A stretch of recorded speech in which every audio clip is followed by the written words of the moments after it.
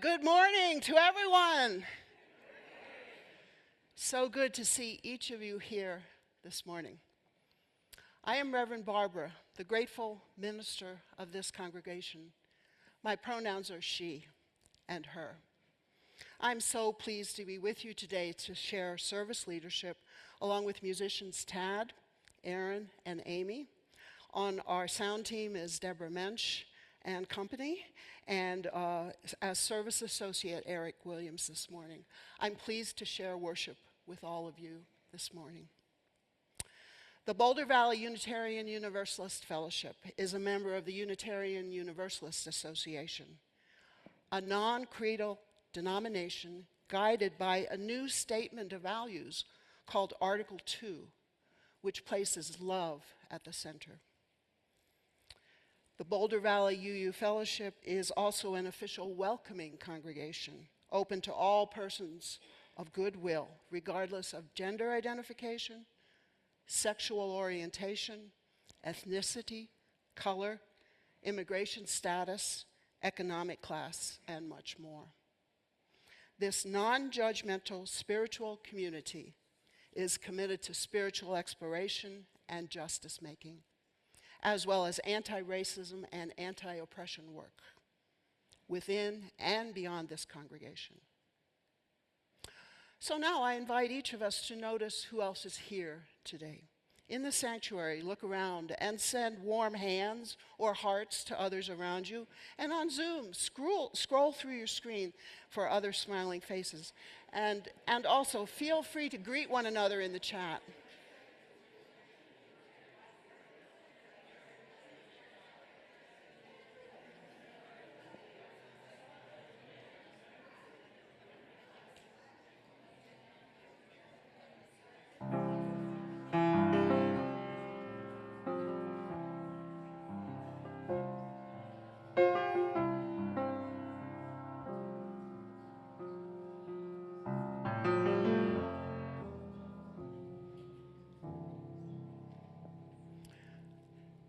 As we light our chalice this morning, the symbol of our UU faith, folks at home, if you have a chalice nearby, I invite you to light yours with ours.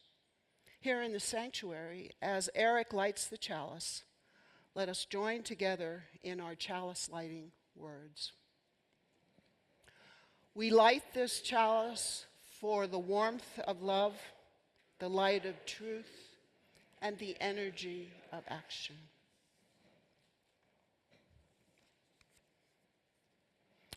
If this is your first time here or your 101st time, we are glad you're here. If you carry the weight of a weary world on your shoulders, or you enter through the doors with a song in your heart and a skip in your step, we are glad you're here. If you are the loudest voice in the town square, or the subtle hand behind the scenes, we are glad you're here. If you have failed once or 1,000 times, we are glad you're here. If you sing like angels or mumble behind the hymnal, we are glad you're here. This community is what it is because of your presence. So welcome.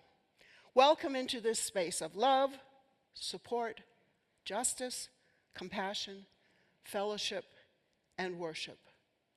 We are glad you're here. Come, my friends, let us be together today in common purpose as we begin this journey of interim minister together. Let us be together and be glad. As we listen to the second sounding of the bowl, then, let's take this moment to allow it to bring us yet deeper into this service.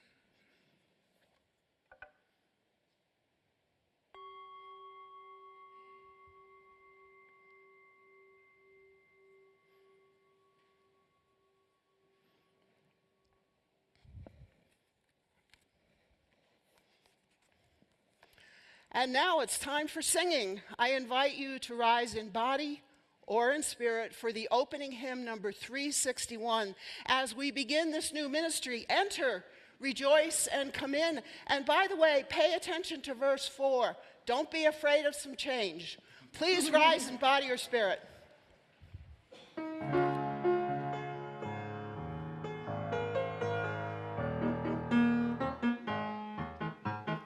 Enter, rejoice, and come in. Enter, rejoice, and come in. Today will be a joyful day. Enter, rejoice, and come in.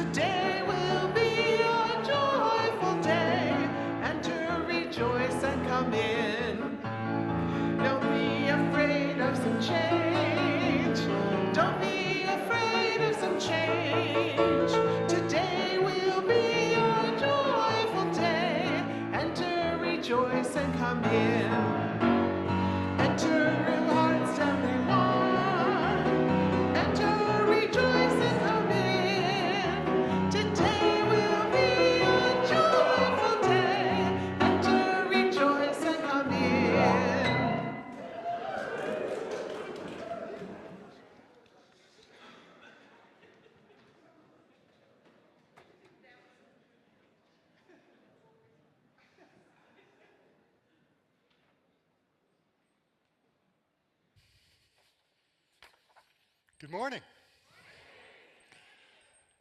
I'm Eric Williams. My pronouns are he, him, and perhaps you've noticed we've been going through a lot of changes around here lately. Reverend Lydia, our beloved minister for 18 years, announced her departure in early September, and her last service, poignant and tearful, was January 21st. So for the last 7 months, this ship has been sailing along just fine with the help of Reverend Terry Swartz and Reverend Ruth Reinhardt. Today, that phase of change ends and another begins as we welcome Interim Minister Reverend Barbara Coeyman to lead us for the next 2 years. You may also have noticed we've been talking a lot about change during our services too. We've heard the truism, the only constant is change, spoken on this dais several times recently. And we hear about our struggles with change and loss most weeks during our joys and concerns. Why then, if change is the only constant, are we so often blindsided by it, unsettled, thrown off balance, even when it's good change? Why is change so often unexpected? I'm glad you asked. Because Harvard psychologist Dan Gilbert has done years of research on how we perceive change. And he concludes that at all ages he has tested from 18 to 68, he has a ton of data on this, we consistently underestimate the amount of change the future will bring compared to the past.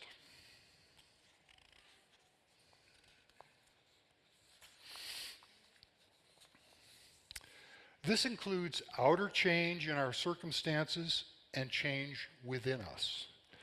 Our preferences, our beliefs, our friends, our passions, all much more subject to change than we think. He says, of course, children seem to change by the minute while their parents change by the year. And sure, 18-year-olds experience more change than 50-year-olds do.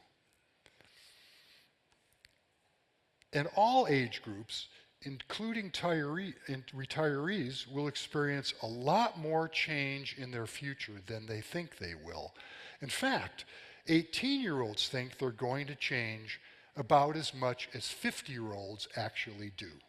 He's just done this again and again. Now, why is that? Here's the crux. Gilbert calls it, or rather poetically, I think, the end of history fallacy. He says, whatever our age, all of us are walking around with an illusion that history, our personal history, has just come to an end, that we have just recently become the people that we were always meant to be and will be for the rest of our lives. In other words, we think, here I stand today, a complete and finished human. Behind me, I see all the change and turmoil, inner and outer, that has brought me to this point. But ahead of me, nothing but blue sky and smooth sailing. Gilbert continues, why does this happen? We're not entirely sure, but it probably has to do with the ease of remembering versus the difficulty of imagining.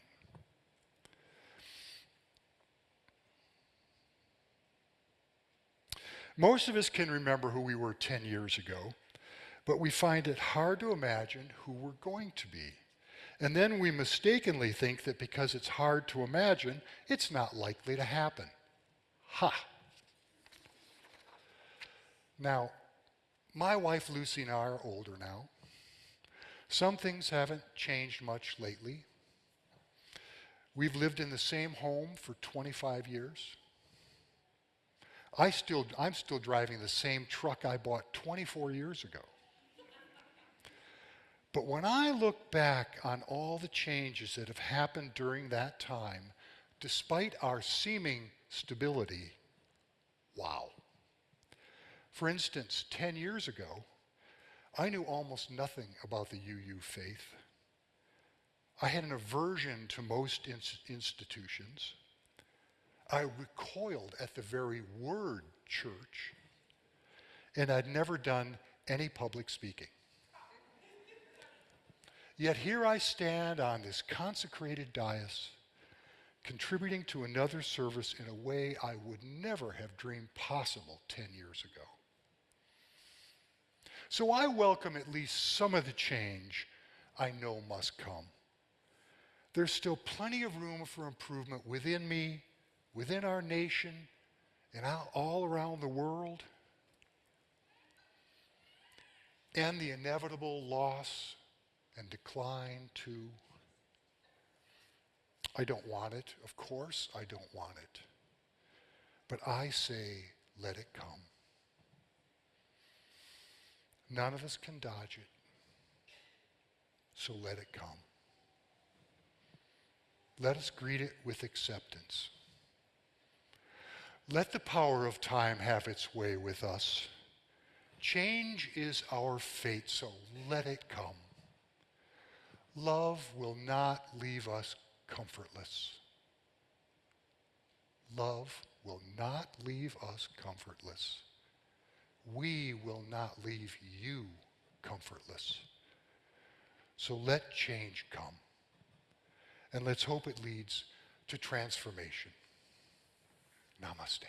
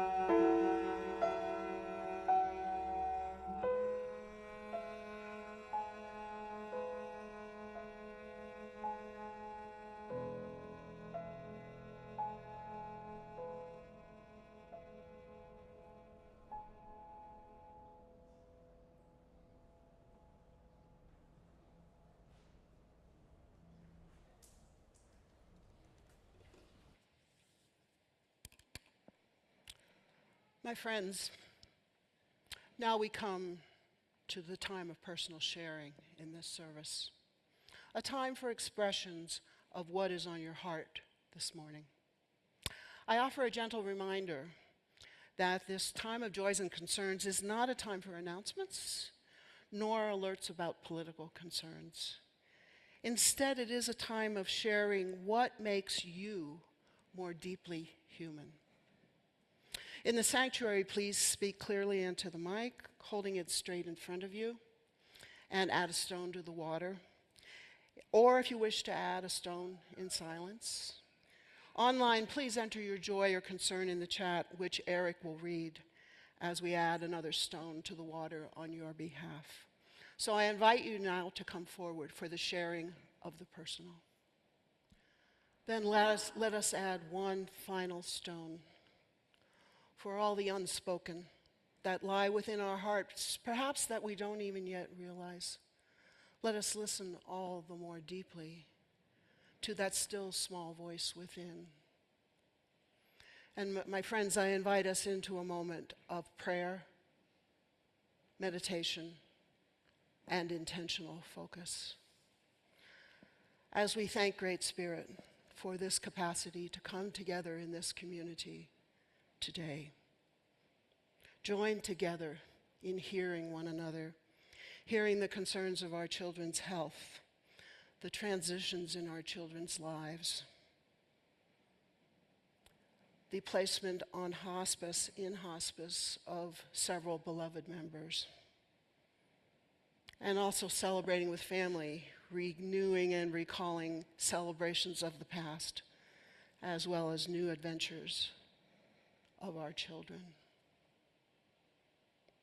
Great Spirit, in this service dedicated to new beginnings of ministry, we strive to enhance community, to grow as people committed to values of liberal faith, to explore how we may continue to create a world grounded in love, equity, and justice.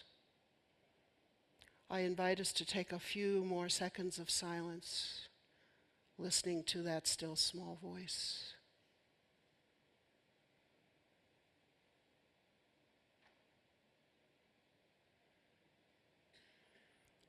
Amen, and blessed be. And I invite you now either to continue your meditating, or if you wish, turn to number 123 in the hymnal remaining in your seats for our beloved hymn, Spirit of Life, as a musical response to these expressions of caring and concern. Hymn 123, Spirit of Life.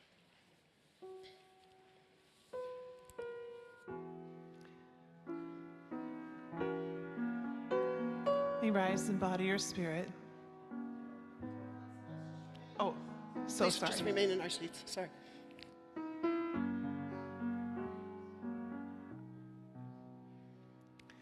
Spirit of life, come unto me. Sing in my heart all the stirrings of compassion. Blow in the wind, rise in the sea, move in the hand, giving life the shape of justice. Roots hold me close, wings set me free.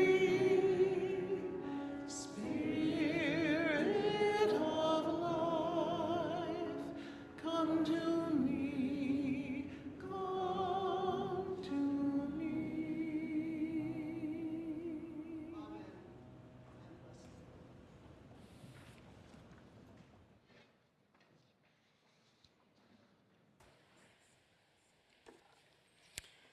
Each week, we remind ourselves of the abundance of our lives and this community by giving half our plate away to those organizations that share our values. Today, the half plate benefits Community Food Share Blue Spruce Neighbors Program, formerly Elder Share. It provides free groceries, including dairy meats, fresh fruits, and vegetables twice per month to older adults with low incomes in neighborhoods throughout Boulder and Broomfield counties. For homebound individuals, volunteers drop grocery items off directly at their residence. You can text your donation at the number on the screen, or if you're in the fellowship today, place a donation in the offering plate as it passes. Please give generously, as you so often do.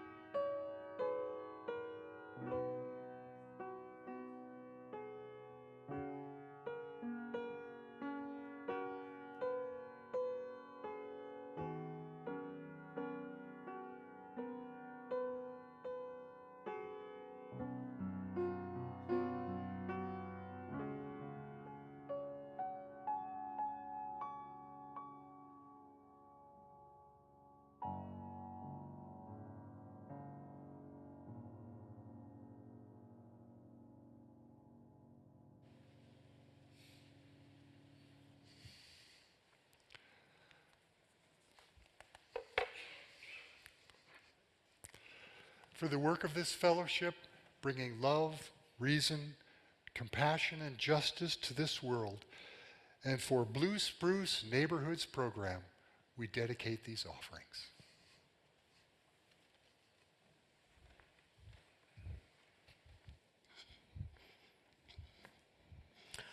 Once again, such a good morning to everyone. I'm so pleased to be here with you. You'll find that I often preface my sermon or my presentation, today I'm calling it a conversation, with a poem or reading by another author. Please listen to this poem, This Blessing for the Interim Time, by the Irish poet John O'Donoghue. When near the end of day, life has drained out of light, and it is too soon for the mind of night to have darkened things. No place looks like itself.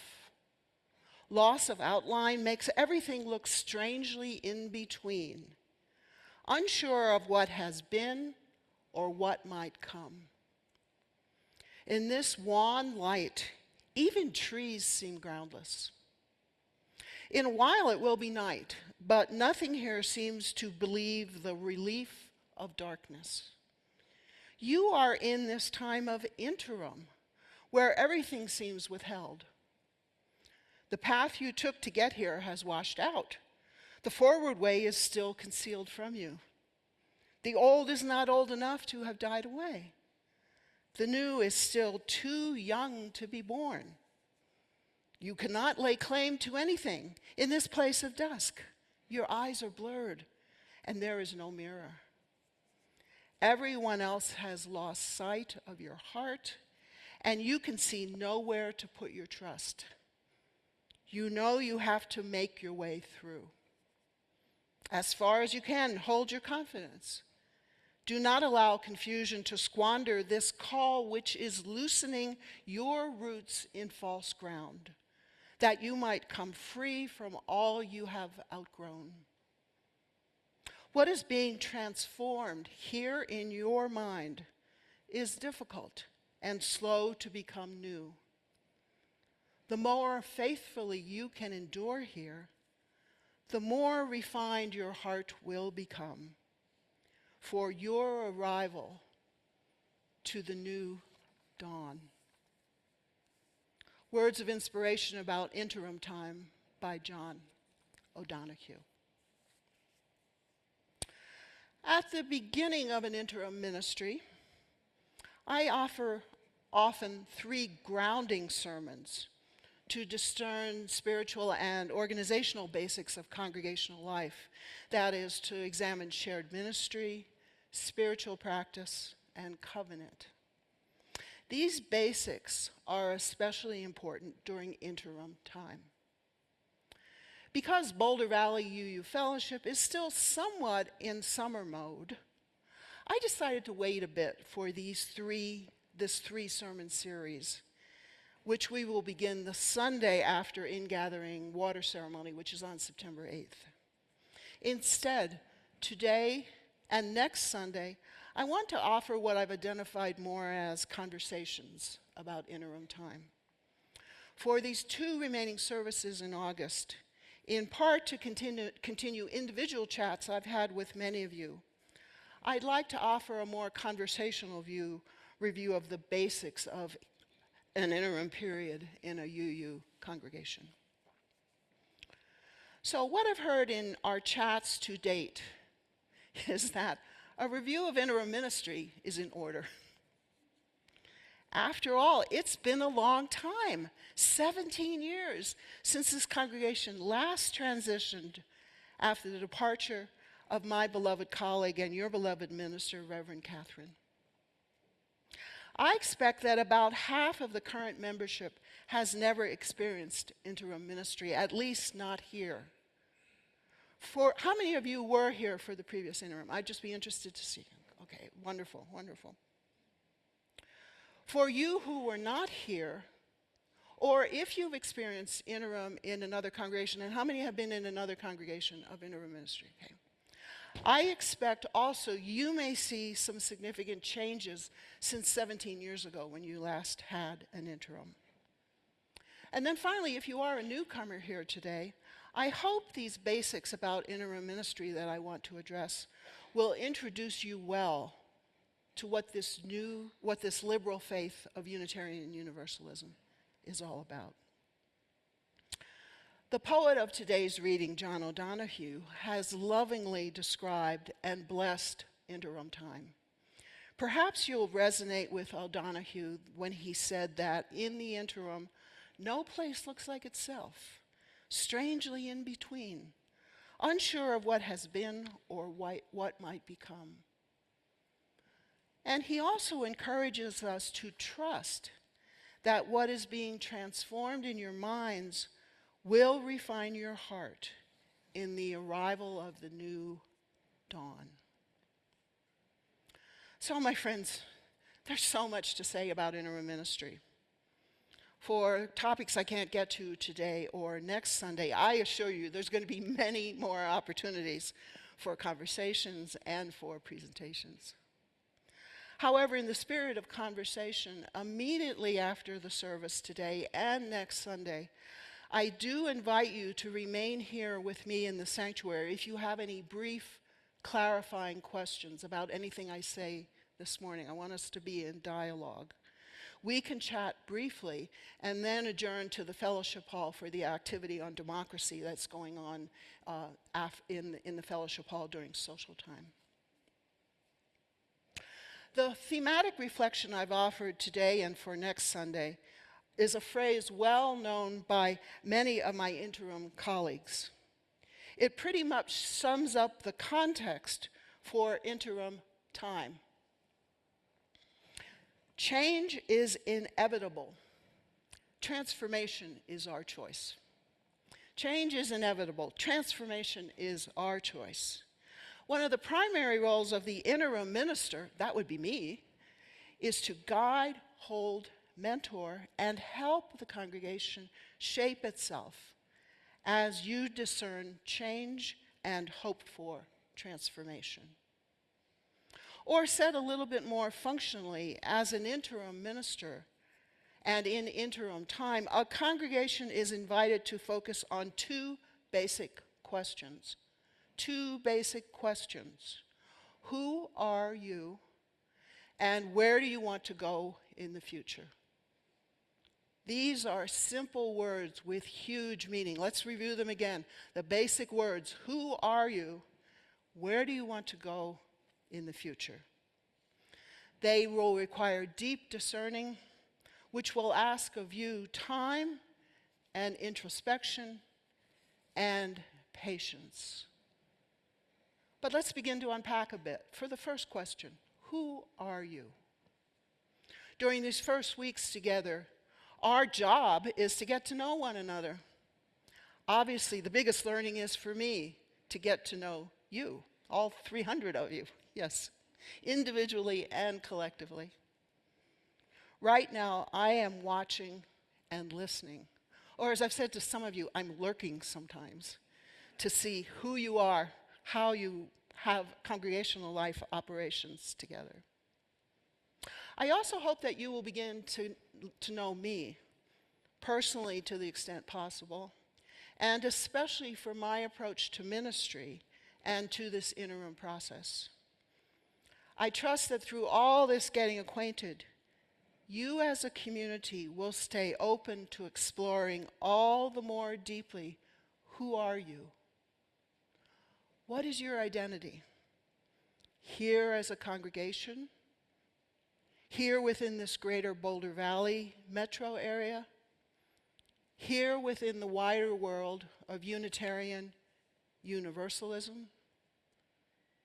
As we get to know one another, your discerning these basic questions will be in part added to by my role guiding your discerning. I will bring to you my experiences from other interim congregations.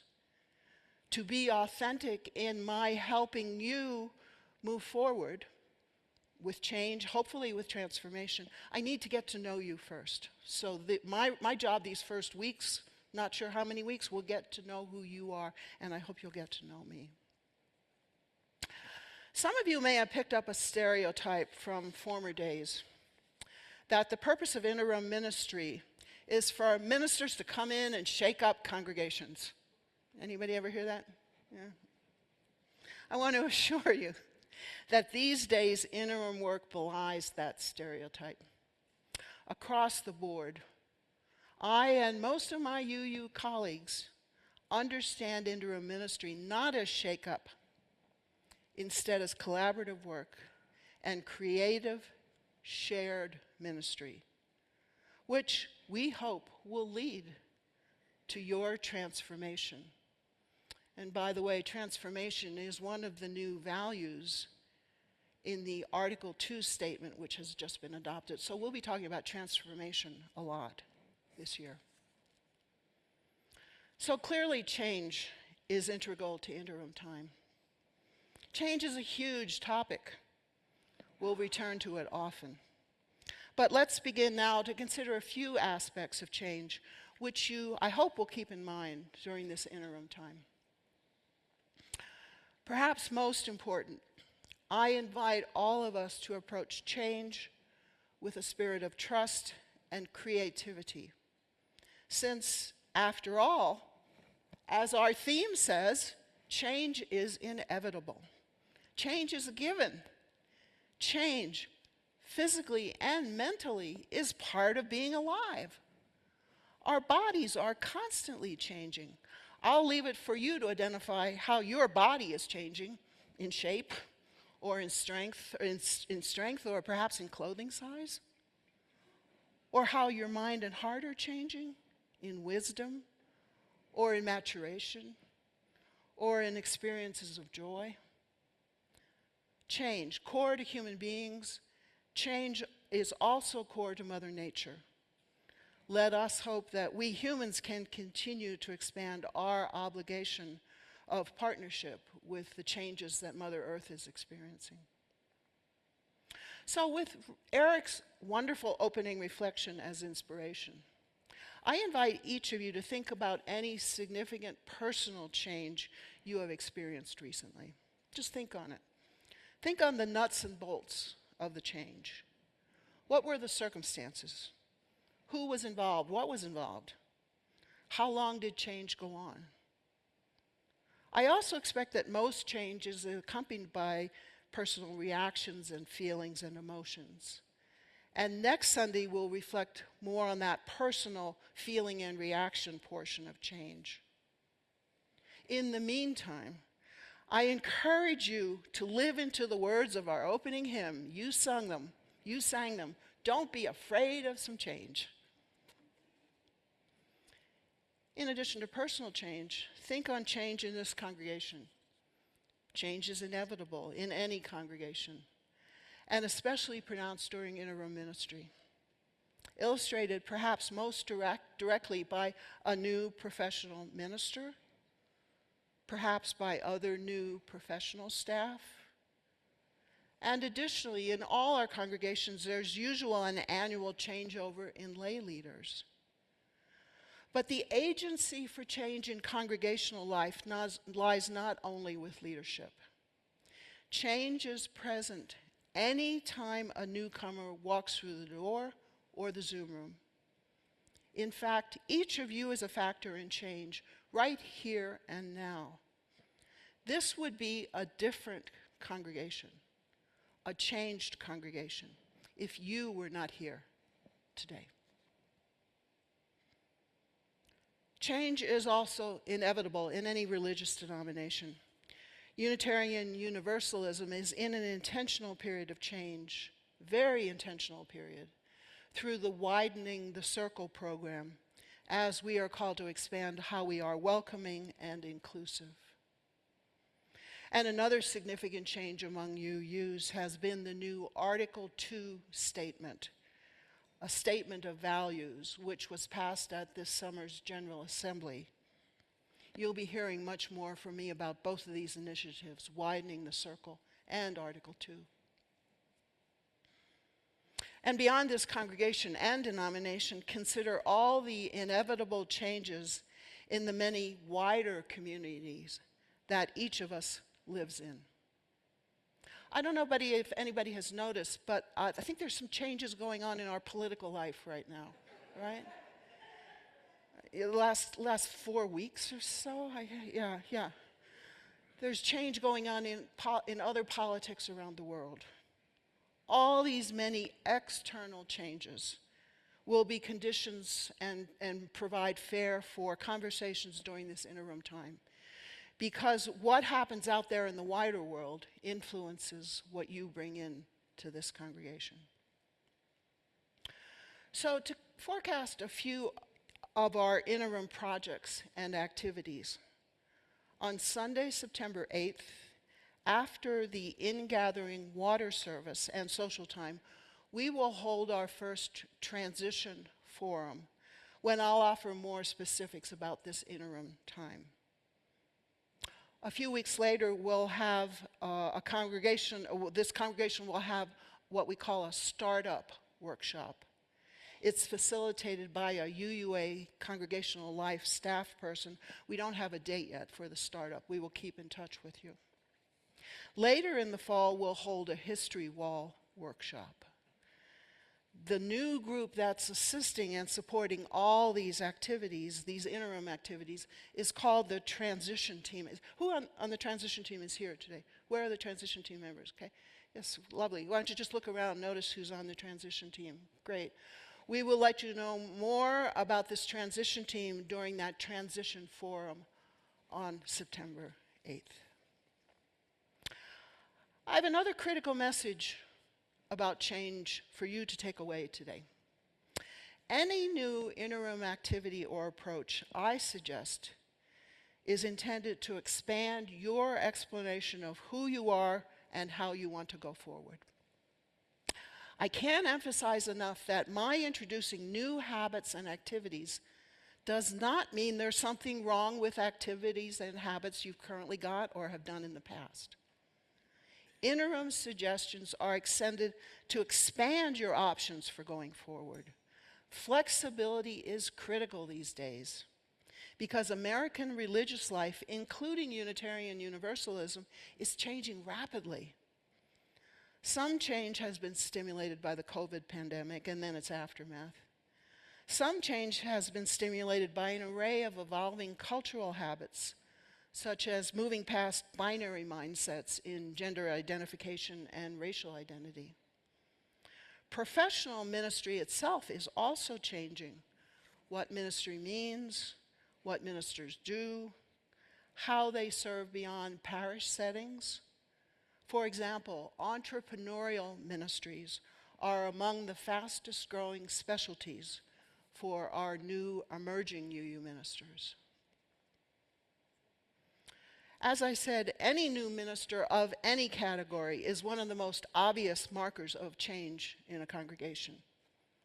I've been serving as an accredited interim minister long enough to know there are surely many questions among you about this different type of ministry and about me as an interim. So a few comments here. An interim minister is hired, not called. That means hired by the board following the recommendations of an interim search committee. And how about the interim search committee? Let's give a shout out for the, any others from search committee? Okay, thanks Deborah.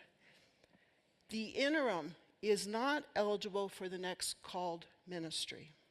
As many of us like to tease, that is to say, an interim minister is terminal, which contributes to the potential to instigate effective change and transformation. That is, I cannot be a candidate for the next ministry. Broadly stated, an interim minister has two arenas of responsibility. In addition to the usual coverage of a called minister in spiritual development, pastoral care, and administration, an interim minister also has responsibility for the various transitioning activities which we'll address to support the questions of who you are and where do you want to go. This is my 8th interim congregation. I bring many experiences from other congregations, and I expect to learn and grow all the more from serving here. Already, I've picked up new habits, new ways of being. On ending an interim, I feel satisfaction knowing that I've helped our congregations and my colleagues move forward in ministry. I've just left Durango, Colorado, where they have a new called minister. As an interim, I resonated with an interview I heard the other day on NPR. You know that font of all theological information, NPR radio station?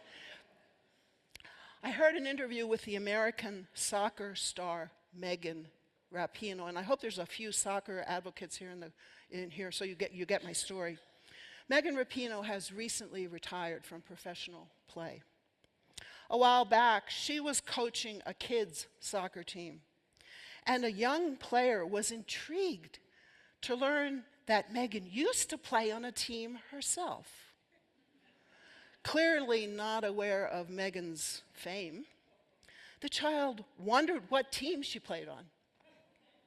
Megan proudly stated, "Well, I played for the USA." Through eager, hopeful eyes, The gobsmacked child then asks, "Wow, do you know Alex Morgan?" Alex Morgan is another star on the American team, probably nearly as well known as Megan. And the point being, one name registered, but Megan's name didn't register with the child. Now, Megan Rapinoe reflected, she wasn't disillusioned that her fame wasn't recognized by the next generation. In fact, she was actually flattered that her contributions have made such a difference that the overall status and respect for women's soccer, to realize that her name, and perhaps soon Alex Morgan's name, will be superseded by the current players who have come after her. My heart for interim ministry is similarly engaged. My greatest wish is that my contributions to congregations I serve help define new, progressive paths for ministers and ministries after my terminal service. Wow, so much more to say about interim ministry. Additional topics must remain for future conversations, except for one final takeaway I want to offer, and perhaps the most important in today's conversations. We are in no hurry. We are in no hurry. Say it after me. We are in no hurry. Change work and its consequent transformation cannot be rushed. We are in no hurry. Effective interim work requires settling in, integrating new ways into the current mindset, perhaps by needing to repeat a new habit or practice several times over. You will often hear me remind you to take deep breaths. And why don't we get a start on it right now? How about some deep breaths? Let's take 3 deep breaths. Let's breathe in and out. Let's breathe in and out. And one more. Let's breathe in and out.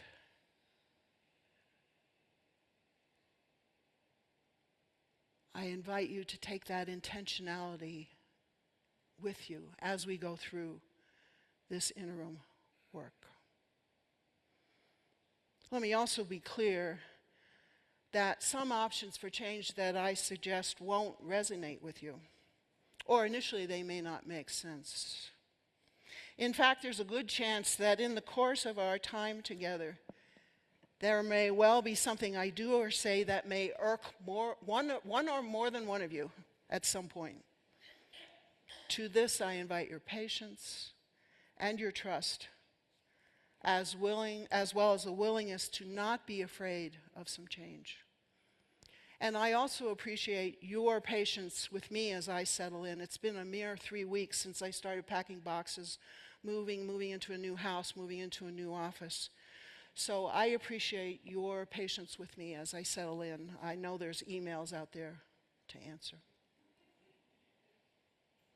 One of the best ways I get to know a congregation is to greet you after the service. So here's a suggested change.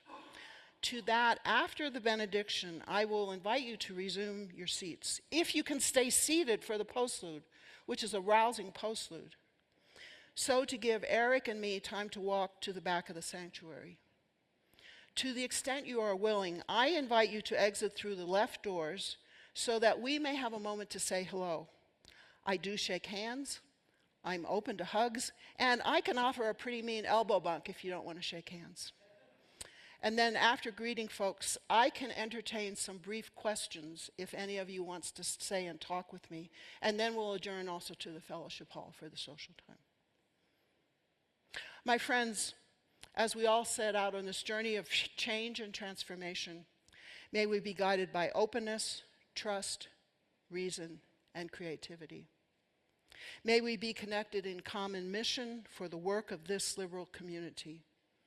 May all our relationships be grounded in love. May all this be so.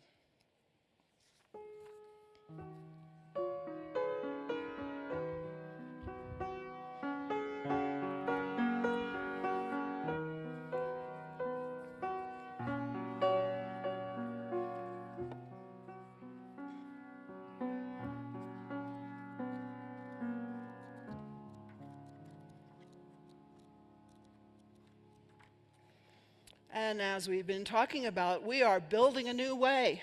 To conclude the congregational singing portion of this service, I invite you to rise in body or spirit in the teal hymnal number 1017, Building a New Way. Amy, take it away.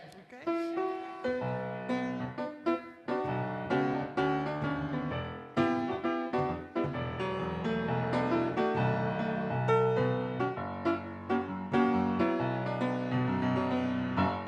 We are building a new way. We are building a new way. We are building a new way, feeling stronger every day. We are building a new way. We are working to be free. We are working to be free. We are working to be free. Hate and greed and jealousy. We are working a new breed. We can feed our every need. We can feed our every need. We can meet our every need. Start with love, that is the seed.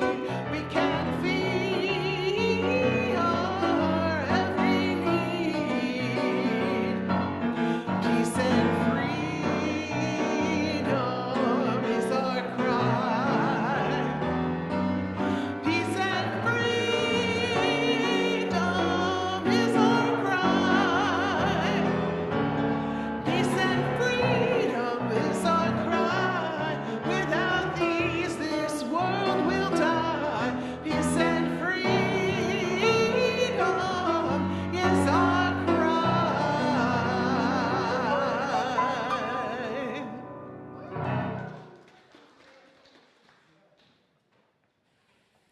Announcements? Right? Yeah. Well, it's a little anticlimactic, but it's time for announcements. We actually did work this out, yeah. So, Tad, do you want to go first?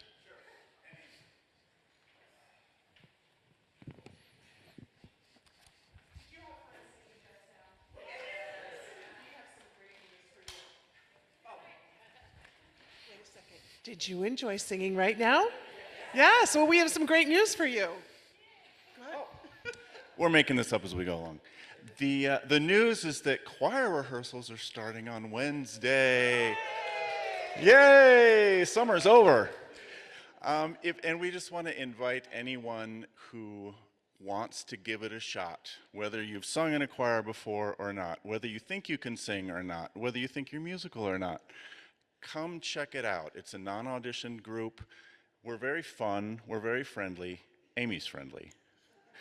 And we do our best not to leave anybody behind. So if you've ever thought about joining choir, now is a perfect time. We're having a potluck at 6:15 on Wednesday. Don't need to make anything. There's always enough food. Just show up if you want. And then we'll rehearse at 7, Wednesday at 7 o'clock, from 7 to 8:30 is our usual rehearsal time. So there we go. Once a month, and we sing at service once a month. All right, what else? So, if you also love to listen to music, have we got good news for you? That's all you're gonna do, okay. So our concert series is scheduled to resume. We've got all our fall concerts on the books. So there's this little flyer with the information of when and who is performing out on the music bulletin board, which is by the bathroom. So check it out. I know it's all we could muster. Check out these groups. Keep your eyes peeled for connections weekly and emails to info@ with ticket links and more information on these incredible performers. And we hope to see you at some of the concerts this fall. Thanks. Anything else? Okay.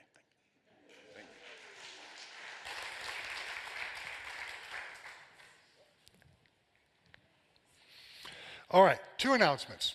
This one's of the utmost importance.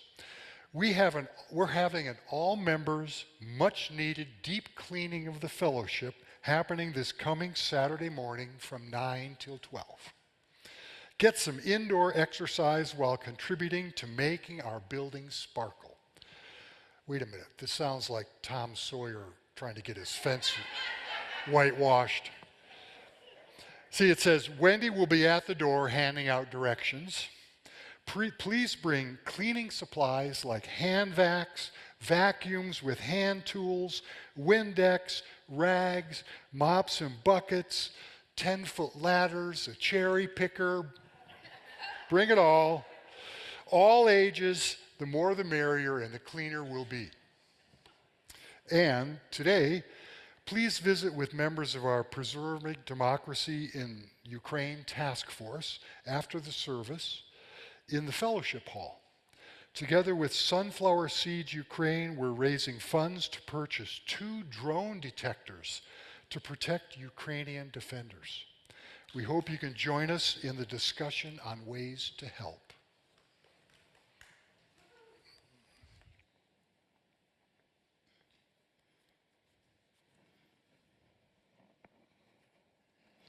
And now, my friends, I invite you to rise for the extinguishing of the chalice and the benediction.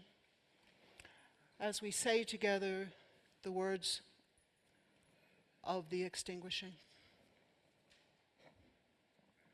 We extinguish this chalice, but not the warmth of love, the light of truth, nor the energy of action.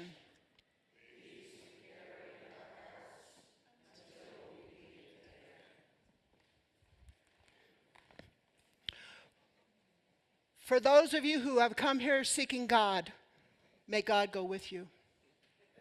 For those of you who have come here seeking life, may life return your affection. For those of you who have come here seeking a better way, may that way be found and the courage to take it step by step. When you leave here this morning, my friends, go in peace. When you return to this sacred space, return in love and in hope and in change and transformation. Amen. Shalom. Salam. Namaste. Blessed be. I invite you to resume your seats because I would like to greet you at the left doors. And you will want to hear this postlude, I guarantee.